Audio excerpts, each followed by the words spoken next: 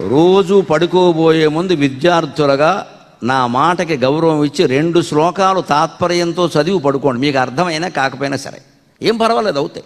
2 ఎక్కువ వద్దు, 5 నిమిషాలు కూడా పట్టదు.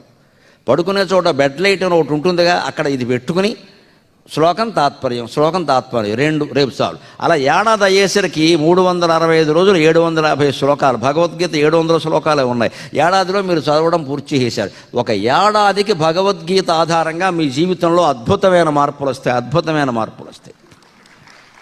అది చాలా గొప్ప గ్రంథం, గైడెన్స్, మార్గదర్శి అంటే అదే నిజంగానే. అక్కడ కమ్యూనిస్ట్ దేశాల్లో రెడ్ బుక్ అని చెబుతారు. వాళ్ళకి అది ఎలా మార్గదర్శో మన దేశంలో, భారతదేశంలో భగవద్గీత గొప్ప మార్గదర్శి. వాళ్ళు అందుకే G20 దేశాల సమావేశాల దగ్గర కూడా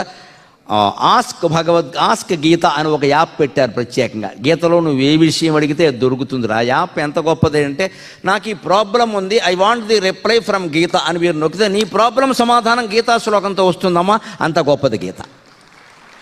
ఎంత ఆశ్చర్యం ఇది!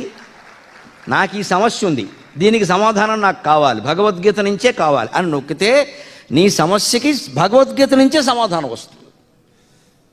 అంత గొప్పది ఆ గ్రంథం.